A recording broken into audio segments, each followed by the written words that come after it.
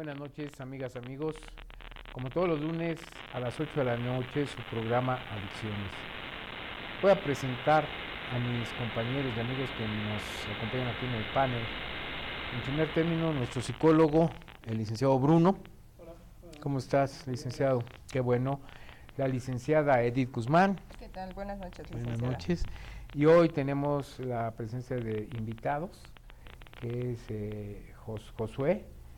Más tarde nos va a comentar de su experiencia. Esto es muy importante porque vamos a ver en vivo, en directo, la experiencia de una persona que ha presentado y cómo lo está haciendo para salir adelante del problema de la bulimia. El tema de hoy es bulimia y forma parte de los problemas alimenticios que hemos estado viendo. Sería el segundo programa, que es ahora bulimia.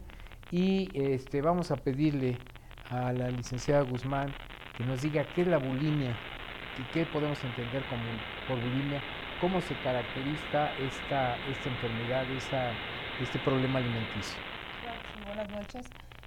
Bueno, la bulimia es un trastorno de la conducta alimentaria que consiste en la falta de control sobre la comida, como una ingesta de grandes cantidades de alimentos en cortos periodos de tiempo, acompañada de conductas compensatorias como consumo excesivo de laxantes y vómitos inducidos. Evidentemente esta enfermedad se hace mucho en secreto, ¿no? Y es muy difícil que el entorno o las personas, los familiares puedan detectar este problema, ¿no? O sea, las personas que viven con una persona que presenta el problema de bulimia difícilmente se dan cuenta porque es una enfermedad que es discreta. Van, se sientan a la mesa, comen normalmente o comen en demasía y después en forma secreta, íntima, hacen consumo de diarreicos para evacuar, mantener la sustancia en el cuerpo, la comida, o se provocan vómito, que eso lo hacen en su privacidad. Entonces, obviamente, las personas que viven alrededor de ellos no se dan cuenta de este grave trastorno alimentario que tienen. ¿Qué nos dice al respecto nuestro psicólogo? Sí, estoy de acuerdo con eso que mencionan. Pero también quisiera hacer un enlace con el programa pasado, que se habló de comedores compulsivos. Del testimonio que dieron nuestras invitadas, quiero retomar dos fragmentos. El primero es que nuestra invitada número 2 refería a comer compulsivamente como una idea fija que atormenta. Esto me llama la atención porque sí, en efecto, hasta la publicidad manda ese mensaje de comer. Hay un comercial o antes, no sé si solamente en la publicidad gringa, en Coca-Cola aparecía abajo enjoy, disfruta, que puede decir goza. Es decir, el goce tiene que ver con una cuestión de un placer sin límites. Entonces, eso me llama la atención, porque eso que se mencionaba que es a nivel cultural, también los medios de comunicación lo van induciendo a que no haya límites para detenerse y no seguir comiendo. Ese es uno de los puntos que me llamó la atención. Y el otro es que esta invitada de la semana pasada nos decía que sus palabras fueron algo así como: le queremos dar todo a los niños, haciendo referencia a lo que ella no se comía, se lo daba a sus hijos. Entonces, este mandato social, al parecer, va transmitiéndose de generación en generación.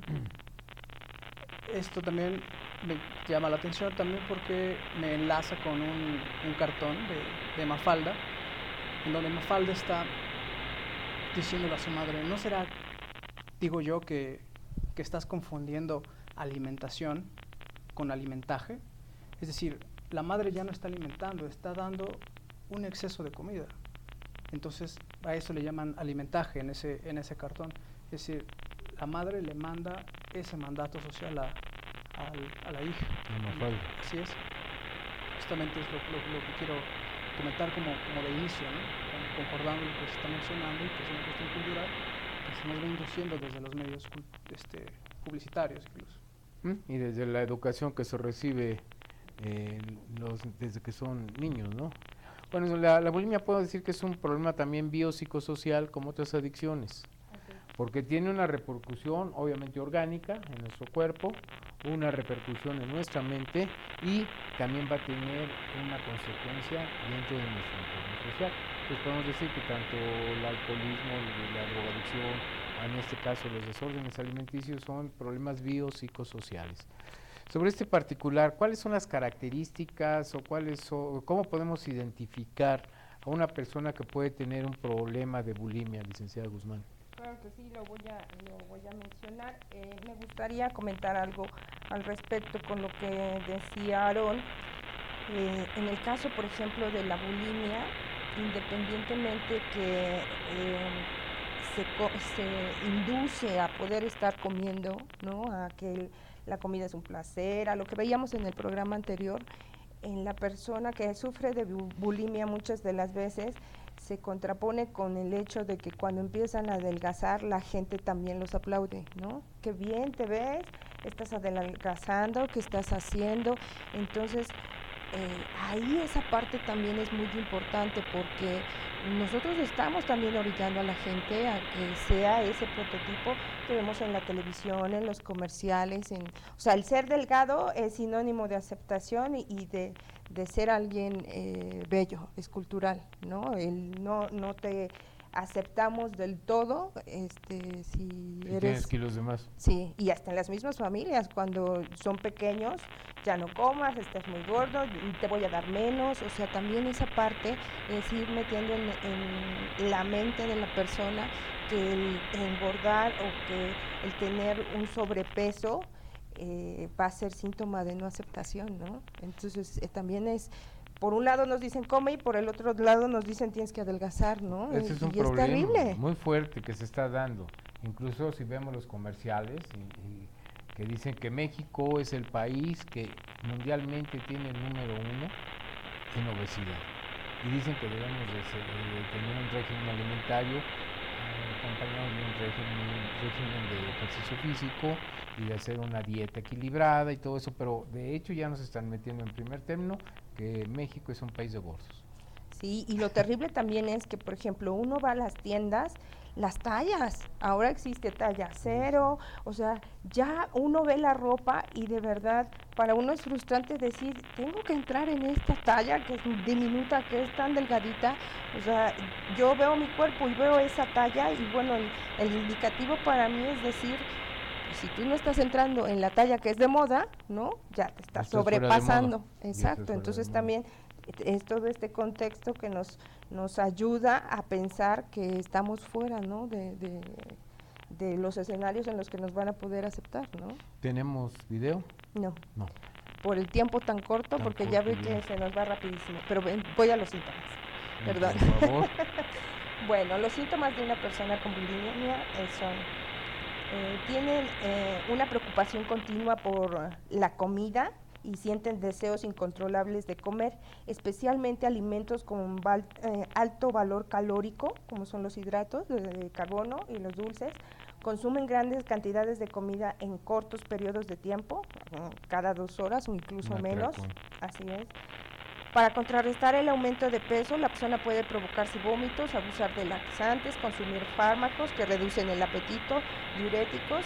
Hay pues que sospechar también cuando una persona se encierra en el baño nada más cuando termina de comer, ¿no? Esto es importante porque muchas de las veces dicen, bueno, mi organismo es así, mi metabolismo es muy rápido, ¿no? Entonces nosotros como familiares a veces justificamos o no queremos también ver que hay una problemática de frente con nuestro familiar, ¿no?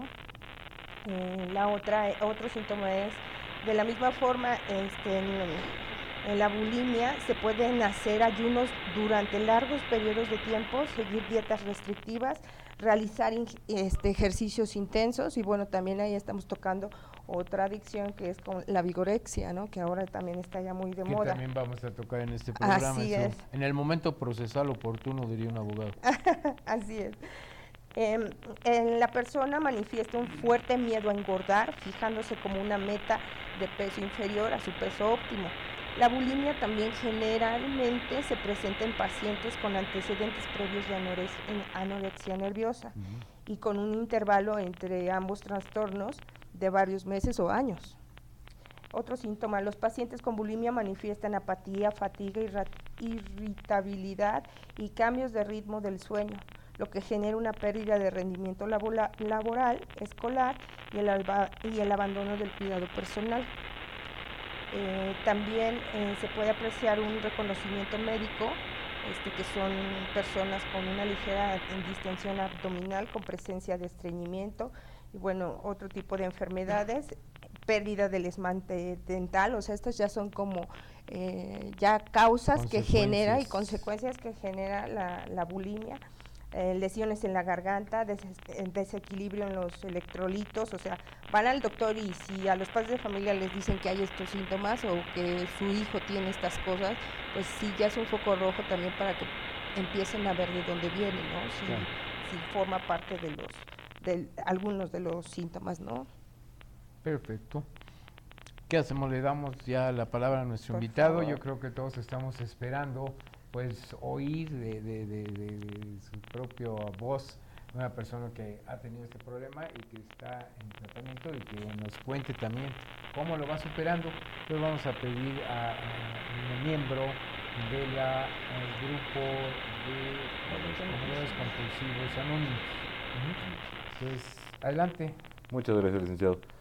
Sí, ¿no? Como bien decían ahorita, la bulimia tiene un fuerte impacto desde la parte mediática, ¿no? De repente te encuentras un anuncio que dice que no puedes comer solo una, ¿no? O como bien decía, ¿no? La Coca-Cola, disfruta Coca-Cola, ¿no? Que son placeres inmediatos y después ves anuncios con personas extremadamente delgadas, ¿no? Entonces es el querer encajar, es mucho esta parte del querer encajar, ¿no? De comer en demasía, la culpa que genera el comer así. Entonces la forma rápida de liberar esa culpa es, pues, en mi caso era el vomitar. No, ahorita, gracias a Dios no, pero era el irme a vomitar, con las consecuencias que eso conlleva, ¿no? Es, como bien lo dijeron, el esmalte en los dientes, ¿no? Se te empiezan a hacer horribles los dientes, gastritis, úlceras, el pelo, aparte de que tengo poco, pero pues se empieza a poner muy cenizo, ¿no? El cabello, unas ojeras impresionantes, ojos amarillos, ¿no? Y somos, bueno, por lo menos yo soy una persona que logré desarrollar ciertas formas para poder volver el estómago, ¿no? No era inmediatamente, ¿no? Porque pues, era un foco rojo en la casa, ¿no? Como bien se decía. Encontraba la forma para hacerlo después, ¿no? Descubrí que tomando agua, bastante agua antes de comer, podía volver el estómago con total tranquilidad 1 hora después de la comida, ¿no? Y se van generando ciertas mañas ahí, ¿no? Es típico de una persona mañosa, ¿no? En cierto modo, la bulimia. Hemos visto o oído lo que son los síntomas, algo de su experiencia, pero nos gustaría regresar con nuestro invitado, pero antes ver con el psicólogo si podemos considerar a la bulimia como un problema mental, como una psicopatía. No lo consideraría como una psicopatía, pero sí desde la figura clínica tiene un enlace con la estructura perversa. Intentaré ejemplificar eso. A partir del a que no puedes comer solo una, actualmente hay un comercial o una ronda de comerciales en el que aparece una mujer policía y quien no puede comer solo una es esa misma policía. Es decir, la ley no tiene un límite. Es decir, no sé si usted conozca esta figura de la época colonial en donde se decía obedézcase pero no se cumpla. Sí, ya los mandatos que venían desde España decía al virrey, del rey, obedézcase pero no se cumpla. El virrey así lo decía, obedézcase pero no se cumpla.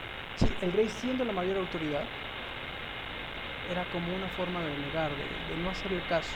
Okay. Eso tiene que ver con a lo que me refiero con una cuestión de enlace con la perversión, porque precisamente no hay límite para la comida.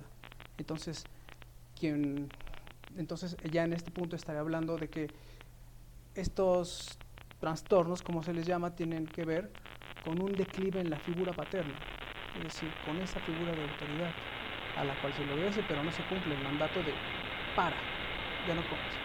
o para, no delimitas, o para. Es decir, ese freno, desde la figura del rey en la colonia, como el padre actualmente, está en declive. O sea, no hay un límite para eso.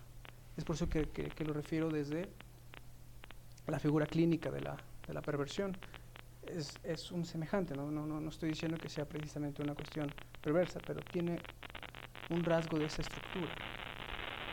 Pues es importante lo que comentó tanto nuestro invitado como nuestro psicólogo, el hecho de la preponderancia que tienen los medios masivos de comunicación para todos esos trastornos alimenticios. Digo, están hablando de dos productos que todos hemos visto que incluso pues son a veces de lo que acostumbramos comer, y si es cierto, no se puede comer solo una, y si es cierto, a veces se amanece con la botella del refresco en la mesita de noche y lo primero que es a la luz del día es tomarse su refresco, no quiero decir marcas. Entonces, tiene mucho que ver los medios publicitarios para estos desórdenes alimenticios, licenciado Guzmán. ¿Usted considera eso? Sí, claro que sí, y independientemente de esto, hablando también, ligando lo que dice Aarón, en todas las adicciones sí hay un placer perverso, ¿no? No visto la perversión como solemos etiquetarla, ¿no? Sino algo lúbrico, sexual. Sí, sino en este sentido es que todas las adicciones, este sufrimiento que nos generamos como seres humanos, llegamos a disfrutarlo. Hay un disfrute y hay un goce de hacernos daño. ¿Por qué? Porque dentro de una adicción, cuando una persona cae en una adicción, es porque de alguna manera se quiere autodestruir, porque es un proceso lento, progresivo, mortal. Entonces, sea la adicción que sea, es mucho enojo hacia uno mismo, lo hemos visto en otros programas que hemos comentado aquí, y bueno, este está muy basado, cuando hablábamos, no sé si lo recuerde, de autoestima, claro. Decíamos, esta autoestima que está basada, que es una autoestima desviada, que está basada en la imagen. Este trastorno, por ejemplo, de bulimia, comedores compulsivos, anorexia, está muy basado en esa imagen, en lo que yo quiero proyectar, en lo que yo quiero buscar, en lo que yo necesito tener para que me acepte. O sea, que la gente tenga una imagen mía diferente a la que yo creo que tengo. Así es, y los medios de comunicación son los que me van a dictar cuál es la moda. Esto empezó mucho hace años, cuando las modelos empezaron a adelgazar demasiado. ¿Por qué? Porque querían de alguna manera empezar a marcar esa tendencia, y se fue consiguiendo y se fue logrando. Después, bueno, las chicas veían que las actrices empezaban a adelgazar y era el prototipo a seguir, ¿no? Entonces, los medios de comunicación son una influencia totalmente fuerte para el ser humano y obviamente para la sociedad que tratamos de seguir, cuando realmente la aceptación no está ahí. O sea, la aceptación tiene que venir de uno mismo. Y en un problema de bulimia es de las adicciones más agresivas hacia el propio ser humano, por los costos, por las consecuencias que se genera el propio ser, ¿no? Y porque otra vez volvemos a hablar de lo mismo, hay miedo, hay vergüenza, hay culpa, ¿no? Durante el proceso que se vive de la bulimia, y bueno, nuestro invitado ojalá nos pueda platicar eso cómo es lo que quería comentarle. Cómo se genera todo esto, ¿no? Más o menos cuál era una sintomatología, qué es lo que sentía, cómo se provocaba inclusive ese vómito, pues para que no le afecta a su físico los nutrientes de la comida. Comentaba que dejaba incluso después de comer 1 hora, pero que tomaba mucha agua para provocarse el vómito. Ahora quiero ver, ya detectó el problema, ¿cómo está haciendo ahora para salir adelante del problema? ¿Qué es lo que usted está manejando desde su punto de vista personal o grupal para salir de ese problema de esta adicción? Ahorita creo que entre los mejores tratamientos que pueda haber es el grupo, ¿no? Un grupo de autoayuda como los comedores compulsivos anónimos, basado en los 12 pasos de AA, ¿no? Vas aprendiendo a conocerte justamente, ¿no? Perdón, gran parte de esta enfermedad es la falta de autoconocimiento, por lo tanto ahí no hay aceptación. Al conocerme llego a aceptarme, a quererme, en ese momento puedo romper esa cadena, ¿no? de autodestrucción. En el momento que empiezo a tener cierto amor por mí. Es una enfermedad, me queda claro, ¿no? Que tiene 3 fases, es física, es mental, y hay un vacío espiritual por ahí, ¿no? Pero no quiero decir con esto que sea nada religioso, ¿no? Pero sí hay un vacío espiritual en esa parte. aprendiendo a conocerlo, empiezo a ver qué es lo que me lleva a comer, ¿no? Cuando conozco qué sentimientos, qué emociones son las que detonan el irme a comer, y sé que a mí el comer en exceso va a ser sinónimo de culpa, por lo tanto voy a volver al estómago. Si puedo detener esa emoción que me lleva a comer, pues estoy deteniendo todo lo demás, ¿no? Eso es algo súper importante del grupo, ¿no? Sería como en el problema del alcoholismo, la primera copa. Exactamente. O sea, si se toma la primera copa, va a seguir la segunda o la tercera. Efectivamente. El resultado es no tomar la primera copa y así nunca va a haber segunda copa. Exactamente. Lo mismo con ustedes. Hay una frase que por ahí dice, una es demasiado y 1000 no son suficientes. Es lo mismo con la comida, ¿no? El primer bocado compulsivo me puede llevar a la perdición. Y si a mí se me olvida, esta es una enfermedad que me lleva a la muerte.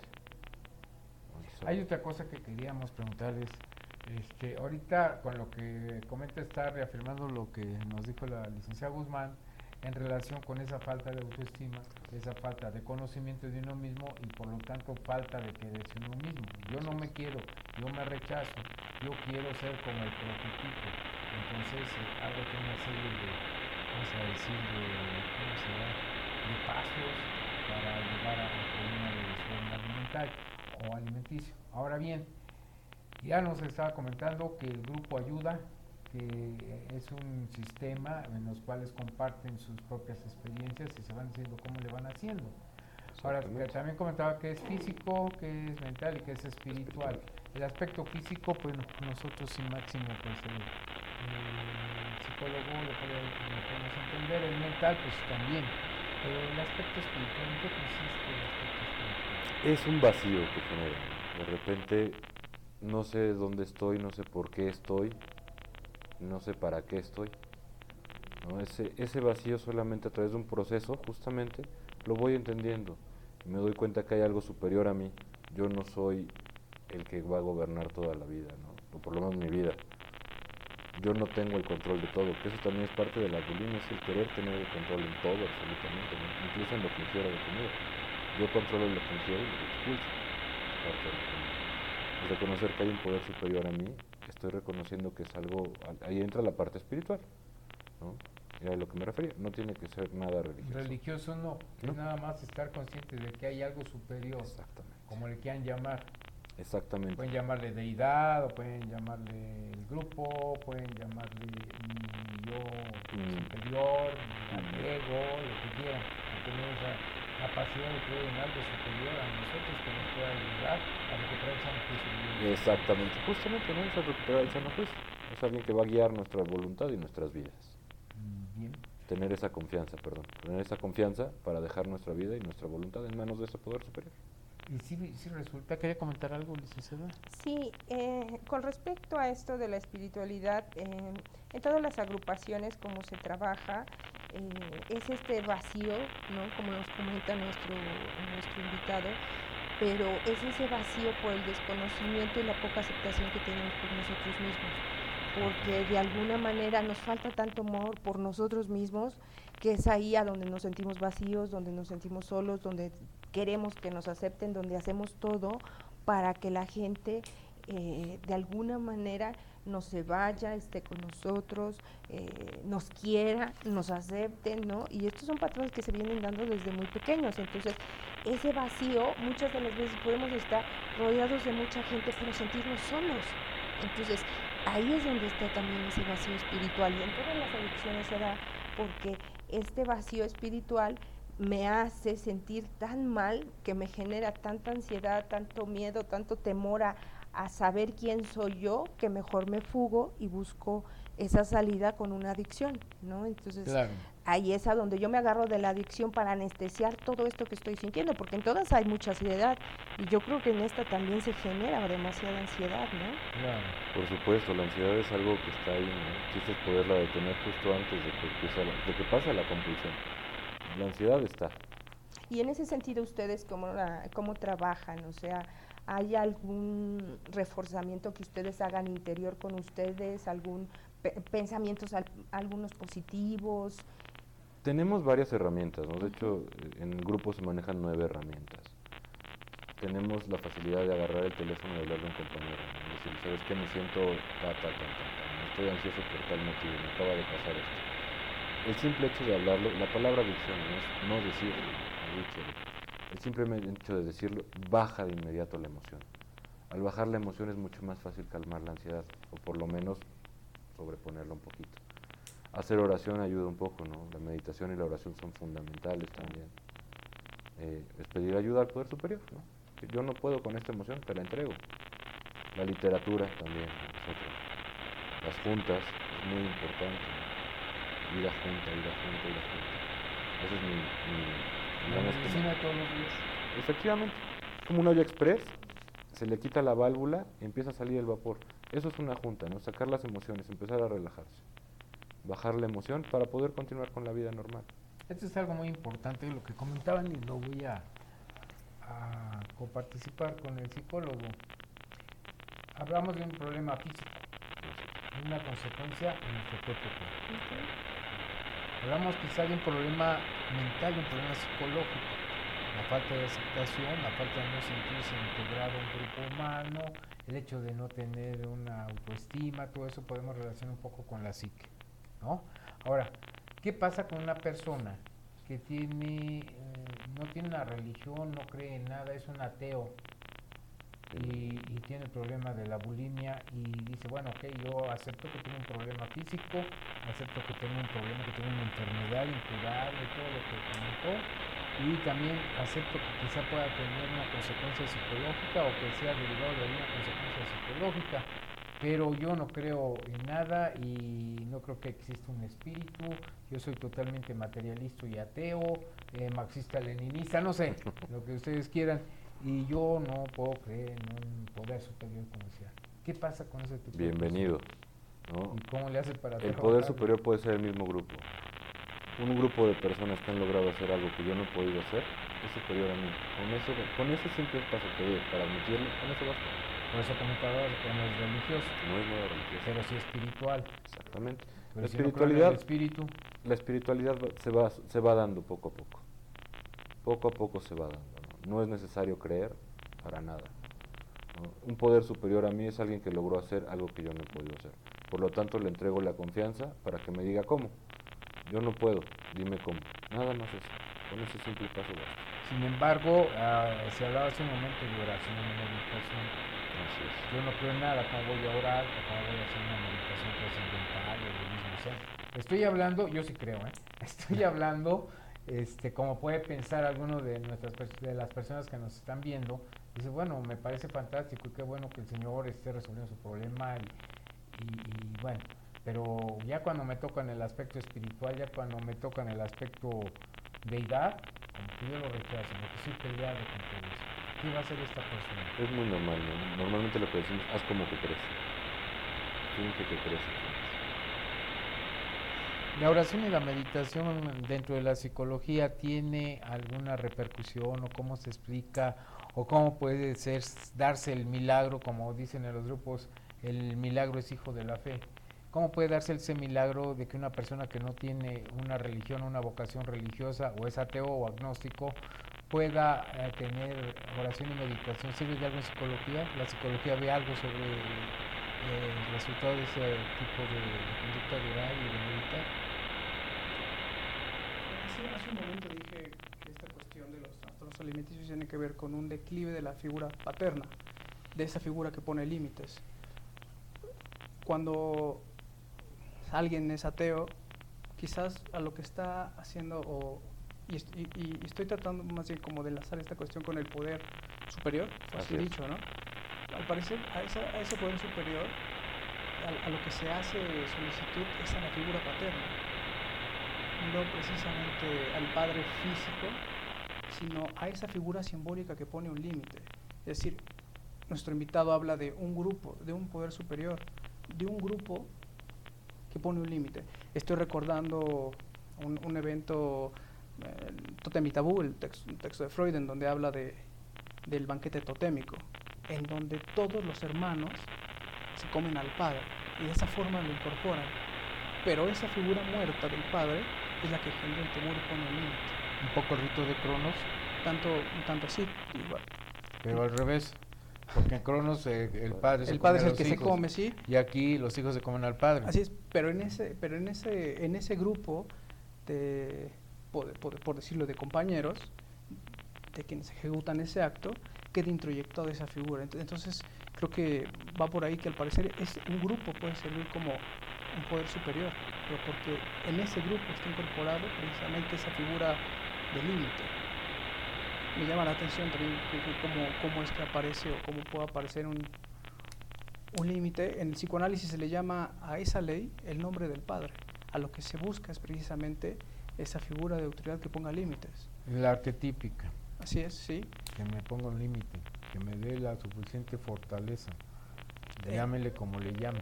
Sí, la claro. figura paterna. Sí, estoy también recordando, como sabrán, bueno, quizá no se invitado o no, pero trabajé en un lugar de encierro para jóvenes, delincuentes mujeres, y recuerdo una ocasión en el comedor.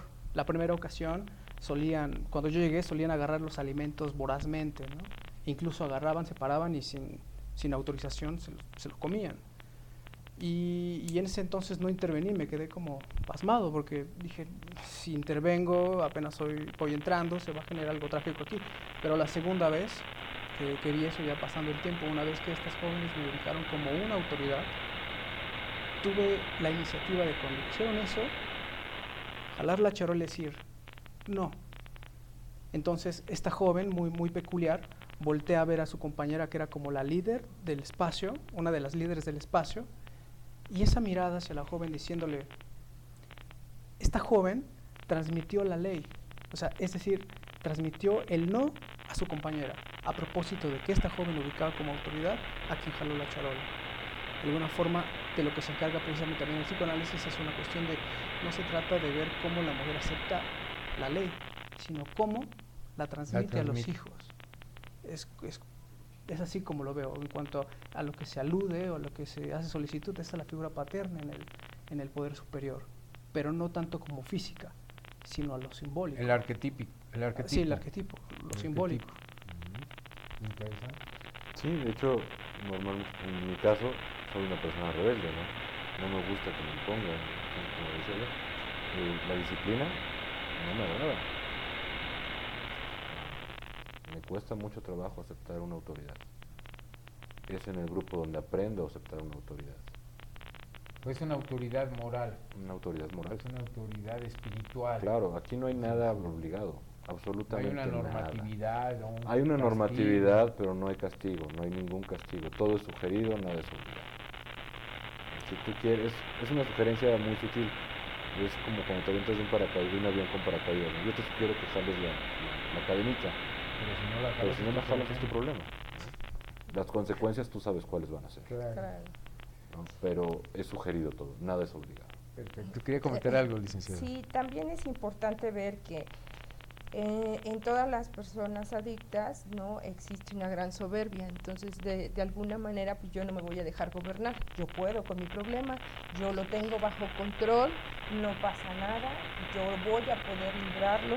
Hasta que no llega la aceptación de la que tanto hemos hablado, hasta entonces es cuando yo permito que alguien me ayude. La derrota que hablaba. Exacto, y entonces cuando yo permito que alguien me ayude, ya asumo que hay alguien superior a mí, alguien que me va a ayudar.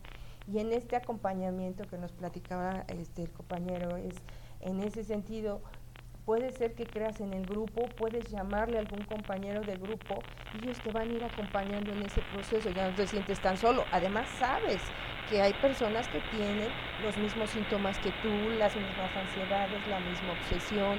Entonces de alguna manera empiezas a fluir en ese sentido de aprender, ¿no?, lo que no tenías tú claro de cómo poder llevar una recuperación en una adicción. La otra, los límites de los que tanto están hablando aquí también es muy importante. ¿Por qué? Porque los límites no van a ser para las otras personas, los límites son para uno mismo. En la bulimia, desde el límite de saber si yo paso a esta línea donde yo como lo que no debo de comer, lo que me va a detonar una compulsión y donde yo ya no voy a poder parar, ya perdí.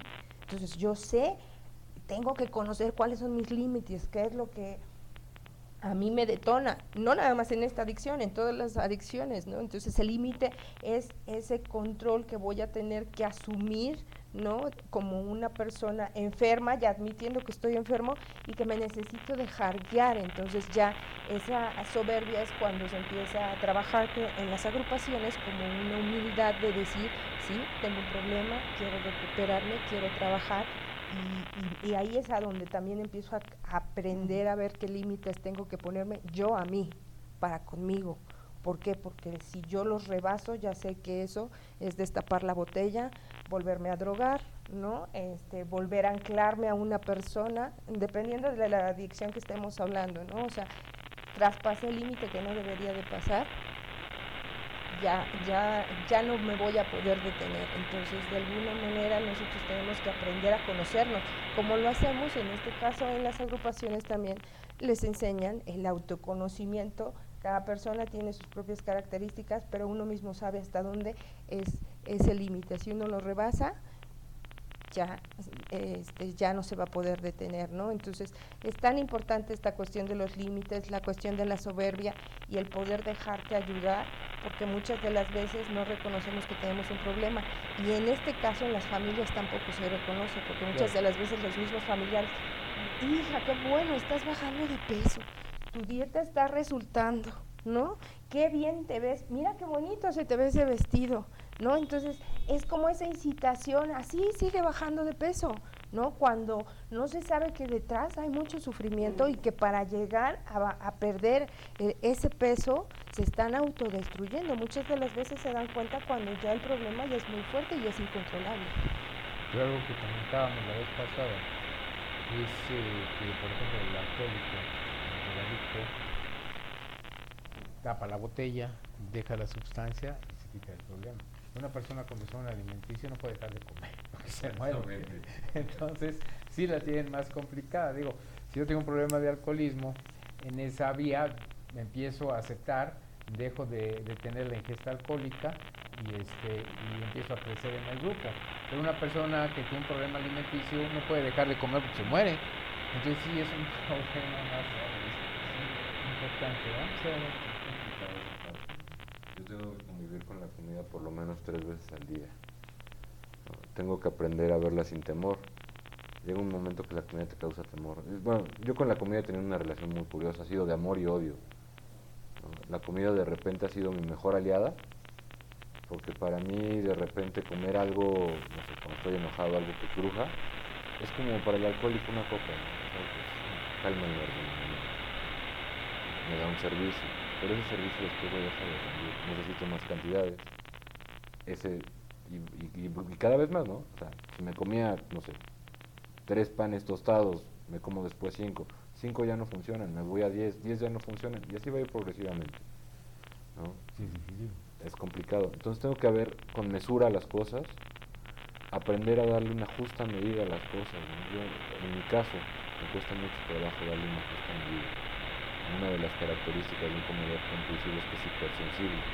Y es un adicto en general, ¿no? La hipersensibilidad. Y ya lo vimos Hablamos también. ya también. Ya lo hablaron, Hipersensibilidad. perfecto. Es muy característico, ¿no? A mí me hacen bu y corro. Me espanto. Bien, pues le agradecemos mucho a nuestro invitado y vamos a pasar ya a los comentarios finales. ¿Qué, como corolario, qué nos puede decir sobre este problema de la bulimia, la psicología, el psicólogo? Pues desde la psicología, entonces, porque al parecer con lo que nos comenta nuestro invitado hay una concordancia ahora entre cómo se trabaja en los grupos, cómo se trabaja incluso desde el psicoanálisis, con términos distintos, pero a lo que se alude es a la figura paterna que pone un límite. Poder Entonces, superior. poder superior, esa figura simbólica, ese poder superior incluso aunque sean ateos, en la cultura circula Claro. esta frase del nombre del padre. Es el tótem. Es el tótem, justamente. Hasta los más primitivos tienen un límite, ¿no? Entonces es como base de estudio o de intervención se podría tener en cuenta esa pauta Esa clínica, parte ¿no? muy interesante del poder superior. Perfecto, gracias. Licenciada, a manera de Pues agradecerle a nuestro invitado el apoyo que nos están dando también el grupo intergrupal de comedores compulsivos. También decirle a la gente que Comedores Compulsivos atiende todos los trastornos alimenticios para que la gente que tenga bulimia o anorexia no crean que hay como grupos independientes, sino tendrían que acudir directamente a un grupo de comedores compulsivos y ahí les pueden ayudar a autoconocerse para poder empezar a saber qué es lo que detonan estas compulsiones y bueno, trabajar sobre la persona y la adicción, ¿no? Y agradecerles, ¿no? Bien, pues muchas gracias. Conclusiones. Bueno, conclusiones. Yo agradecer nada más el espacio que se nos abre. Me gustaría dar la página de la página de la intergrupal, perdón.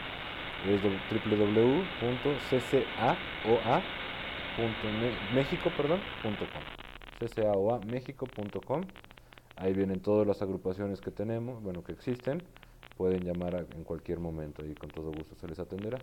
Perfecto, pues muchas gracias. Y yo agradecerle a nuestro auditorio que nos siga sintonizando como todos los lunes y emplazarlos para que el próximo lunes a las 8 de la noche sigan con nosotros, que vamos a tener otro anorexia, que es otro problema otro desorden alimenticio, para que tengamos la serie completa. Si no, pasamos la repetición el domingo. No son las telenovelas, ¿verdad? No. Entonces sí necesitamos que estén por YouTube, claro, ahí tenemos todos los programas grabados. Si no pueden ver en vivo, pues tenemos YouTube, nos pueden ver ahí. Y esperarlos para el próximo lunes a las 8 de la noche. Y recordarles que enseguida viene el programa con el diputado Jorge Gaviño, Historias, Leyendas, Tradiciones y Anécdotas de la Ciudad de México. Muchas gracias.